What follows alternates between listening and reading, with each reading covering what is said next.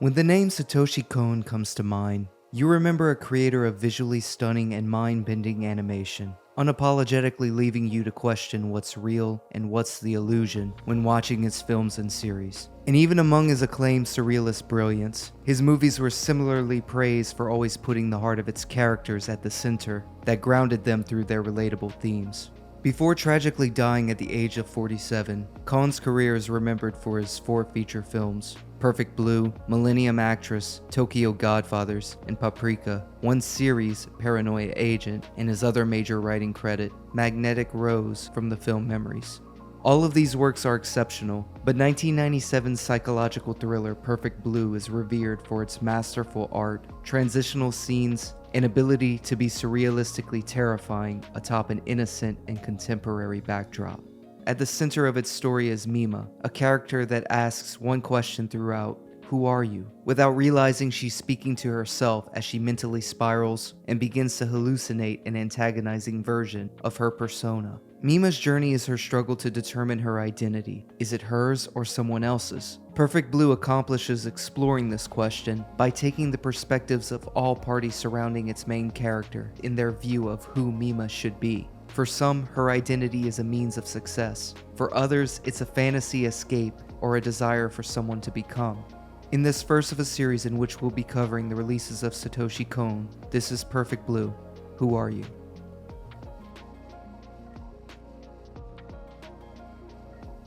The voices from the crowd. We begin the film outside an arena where Mima's pop group, Sham, will be performing. A large crowd of male fans await and discuss the group, while some suspect this will be Mima's last show before moving on to an acting career. Our view of Mima from the outside is through the lens of these unnamed characters, men from young to middle age who are embedded in a piece of otaku culture. These men are seemingly not threatening or overbearing. However, when the show begins, there is a flurry of camera lights and flashes flooding through. But the focus of these men and their role as the fandom in this film is to show the power of the narrative they create, both public and private, and how groups like Sham are the characters that star in them. Their discussions revolve around various rumors and news. One mentions Mima announcing her departure at a nothing show like the one they're attending would be a cold move. Another questions why she is the only member of Sham worthy of being an actress. When it's announced at the show that Mima is leaving, the crowd is put off, and Mima can feel their reaction. Still, she begs for their support as a rookie actress, knowing their presence and support means something. She later reads fan mail. "Sing for us forever," they write, to which she responds, "I really can't do that." Mima plays 2 roles, one of an idol with her image puppeteered by her agency, and the other as a real everyday person working to make it in their career. Some of these same men walk into a video store and discuss how Mima's new acting role in her drama series is lame due to her having only 3 scenes and how someone should save her. Their take on the situation is juxtaposed nicely against Mima's real-life danger, as well as a foreshadowing to Mr. Me-Mania's later attempt to save the real Mima. Later, they discuss if the internet fan message board, Mima's Room, is actually run by Mima, doubting that the real Mima would ever say or do such things that would contradict their own mythos of who and what she is for themselves. As the film cuts back and forth between these groups of men, these scenes act almost like bookmarks for chapters of the film. Not quite as reliable narrators, but as Mima unravels and loses her grip on reality, their dialogue summates where the story has taken us thus far from their point of view, one that's driven by the news they absorb, that safely puts Mima within their narrative's perspective and keeps her the character they desire her to be. The voice from the shadows. Where the group of casual fans represent more of the inconspicuous side of fandom, the stalker figure, Mr. Me-Mania, is never far from their conversations to represent the more dangerous side of obsessive fan culture. His stalker portrayal is intentionally unsettling as he carries around his video camera at all times to never miss an opportunity to capture a moment of Mima. Yet he's still capable of occasionally striking an image of a sympathetic figure, almost desperately sweet at times. At the start of the film, he puts a stop to the teenagers disrupting the Sham show. He is resiliently steadfast and determined. Beaten and bloodied, he looks up lovingly towards Mima. He sees himself as a pledged and loyal guardian. He never strays far from Mima throughout the film. On set, posting on Mima's room, and even close enough to become part of Mima's own hallucinations and nightmares. His story is more delusional than the casual fans, and his characterization of Mima is dependent on keeping her permanently as she is, an innocent pop idol always in need of rescuing. However, once Mima's provocative photo shoot comes out, the contradicting perception of Mima is so strong that he believes she can be nothing but an imposter. And only in his fantasy does the real Mima live, waiting to be rescued once again. In one fell swoop, his delusion makes the one he swore to protect his number one enemy. His presence on Mima's room only fuels him. As Rumi messages him as Mima, he again swears his role as protector as he feels Mima's presence talking to him. It's evident Me-Mania doesn't have much in his life other than this fandom that offers him both escape and purpose. We're never led to believe that Me-Mania is not involved with the murders that happen throughout. As Mima's pop idol persona becomes more persistently antagonizing, the film's intent is to make you believe Mima herself is the murderer. However, Me-Mania is such a consistent stalking presence Mima can always feel, one that adds weight to the pressure and the terror of how fandoms insist on keeping the door open to one's life so you can never miss a moment. Me-Mania's attack on Mima at the end is meant to lift the veil on the mystery of his character. Throughout the film, he maintains his stalker tone and image, and he never speaks a single word until this scene, where you might expect a deep, menacing voice based on the figure he conveys, instead is nasally, high-pitched, and desperate. There's a sobering realism with his character. His brief moments of empathy built up through his own perceptions of being a chivalrous and protective figure are quickly grounded in this scene. And even worse, he attempts to sexually assault Mima, showing he was only a heroic guardian in his own imagination. But in truth, he is nothing heroic and instead is pathetic and villainous.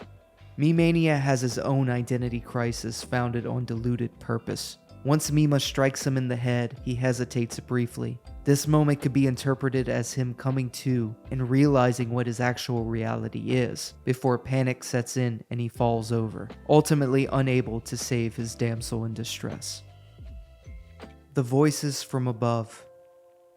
The depiction of the male-dominated entertainment industry takes many forms throughout the film. What's most prominent is the influence and command they have over Mima.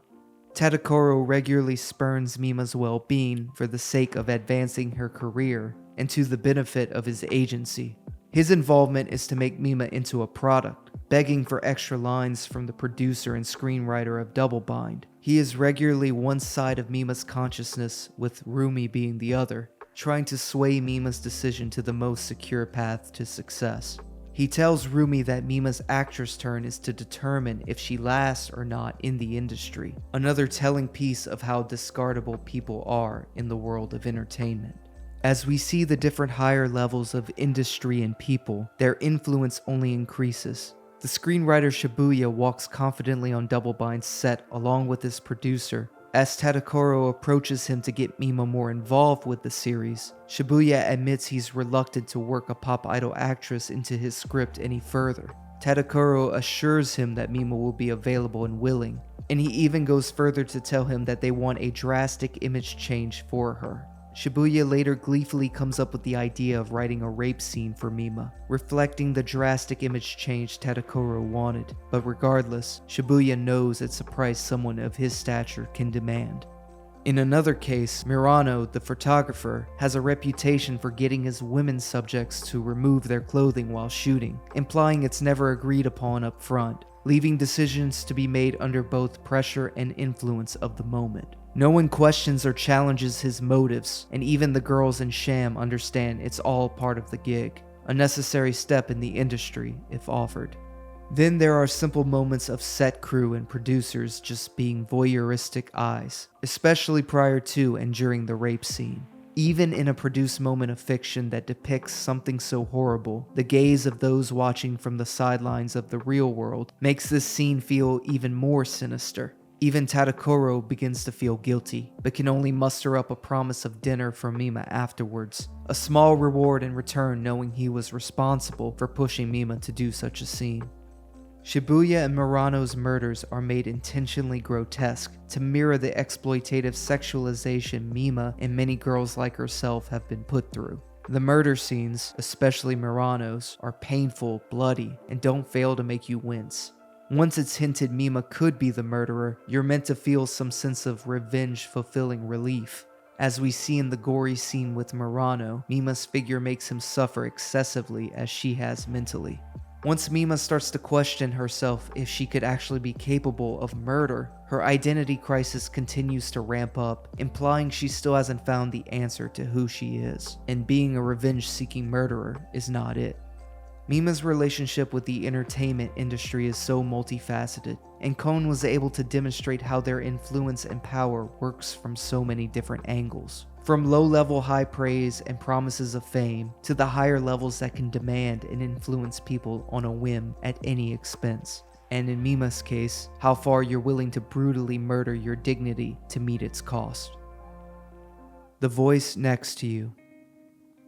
Former pop idol turned manager, Rumi, is Mima's most protective force throughout the film. Everything Mima has gone through, including dealing with the pressure of the industry, Rumi has experienced herself. Rumi has seen the flawed side of Mima too, as she has to regularly help her navigate through adulthood. Mima's persona has been cultivated perfectly for those looking on the outside in, but Rumi is the confidant behind the curtains that allows Mima to be who she really is. And within this dynamic, she's just a kid learning her way through life. Meanwhile, Rumi plays the surrogate mother role, and we're endeared to the sense of duty and care she has for Mima. Rumi argues regularly with Tadokoro over what Mima's next career moves should be. On the surface, her pleadings never take Mima's well-being out of focus, and she insists Tadokoro think of Mima's feelings. However, there are moments where she almost selfishly and aggressively insists that Mima is a pop idol. Even after Mima has begun regularly working as an actress, Rumi still keeps some hope alive that Mima will return to the role in the idol spotlight that Rumi once coveted for herself. Rumi is often seen with her head down and eyes closed, sometimes leaning away, capturing a certain sadness and pain in her. During Mima's first day on the set of Double Bind, she's a pensive shadow, sharing Mima's nervousness, but regretfully doubting her choice to take on a new career. The breaking point for Rumi is the rape scene, in which she tries to put on her normal routine by keeping her head down to hide away her true feelings, but ultimately can't avoid it. We're devastated for her because she's worked so hard to protect Mima, which only makes her reveal as the culprit behind the murders in Mima's room more tragic. Like how Me-Mania was able to see himself as the hero, our perception of Rumi's motherly protection is quickly shattered by her desire to vicariously live her past life as a pop idol through Mima, and subsequently actually attempt to steal her identity altogether.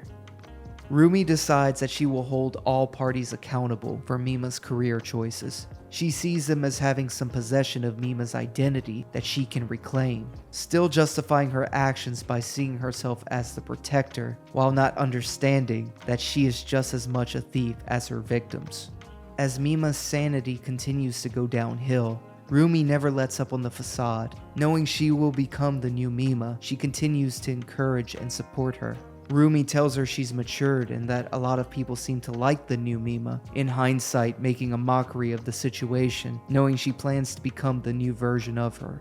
However, Rumi gives a certain look when Mima mentions that perhaps the voice of Mima's room is more real than herself. It's a look of validation and pride from Rumi, perhaps for the fact that Mima herself is deeming the character from Mima's room the more authentic version. At some point, she even begins to forget herself as Rumi. As they leave the studio, Tadokoro mentions that Mima's next role is a video movie with a few sketchy scenes. Rumi just smiles innocently. She's no longer threatened by Mima's exploitation any longer because she is Mima now. Rumi's depiction of strength during the film's climatic chase scene captures a lot of what the film indirectly teaches. Strong identity and sense of self will empower you to do things seemingly incapable. As she pursues Mima, the persona hops between building tops gracefully, keeping pace and having no trouble subduing her at first. But as Mima continues to fight back and snap back to reality, the cracks in the persona begins to show. Rumi holds on dearly to an identity not meant for her, and her greatest strength becomes her greatest weakness when the wig falls off.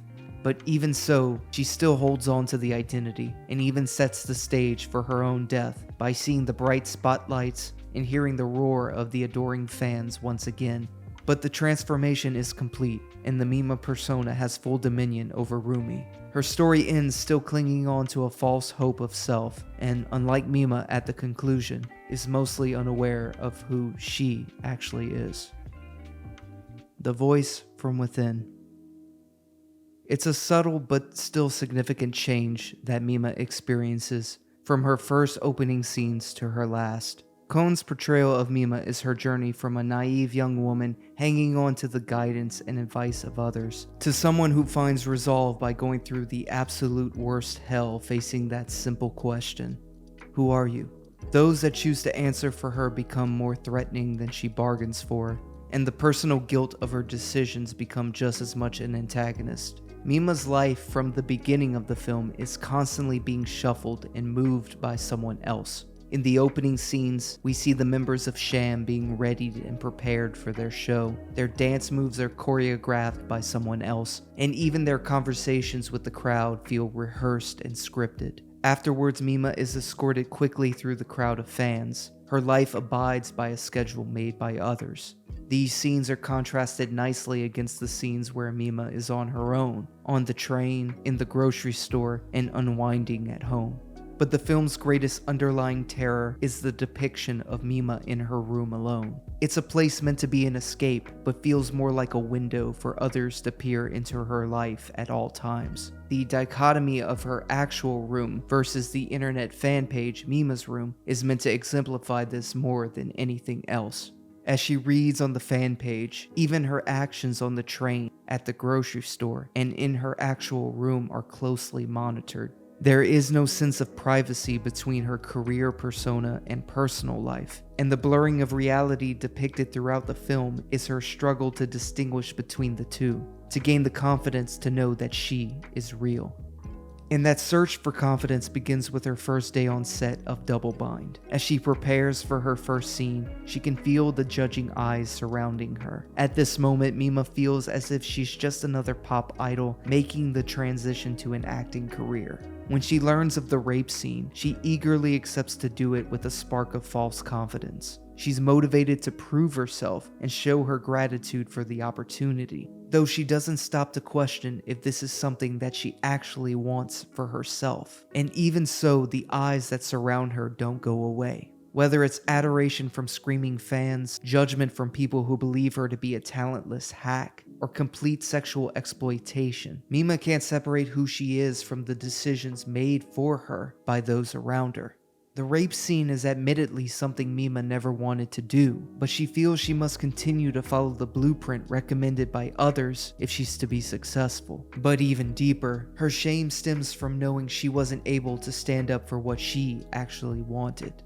As Mima's role becomes more involved in Double Bind's plot, her psychological well-being begins to break down. Her life starts to get entangled with the plot of Double Bind to the point that she becomes a shell of herself, constantly questioning what's real. Her hallucinations are a non-linear and repetitive mess that leaves her chasing down the haunting persona to find any answers. When Double Bind finally wraps, Mima experiences something of a false dawn. After the final scene is shot, she is surrounded by thunderous applause, a possible tease that her struggle to determine what's fiction and what is real life may finally be coming to an end.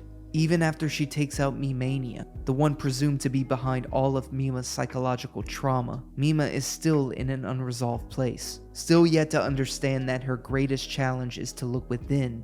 That moment finally arrives in the form of Rumi's impersonation, whom Mima cannot even separate from the idol persona. Where Mima chased the persona before, she's now chased by a transformed Rumi, forcing her to confront the truth. Mima's struggle to escape feels hopeless and heavy. As the new Mima subdues and attacks her with ease, she cries out for help from anyone. But it's in this scene that Mima finally understands and sees herself in the reflection. A self that needs protection, someone that can decide for herself, and someone that knows who she is. She tells Rumi, "I am Mima, I am who I am," and pulls the wig off to reclaim her identity. And once Rumi recomposes, Mima still sees the image of the persona, but chooses to rescue what's left of Rumi instead of fleeing or fighting, symbolizing she's now willing to not only save, but also define herself by protecting those she cares for and loves.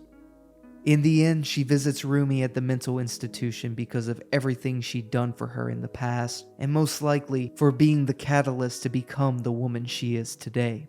All of the people meant to guide and decide for Mima are all gone, but regardless, Mima has still become successful and famous. As she stares into her reflection one last time, she smiles back, understanding she sees no one but Mima.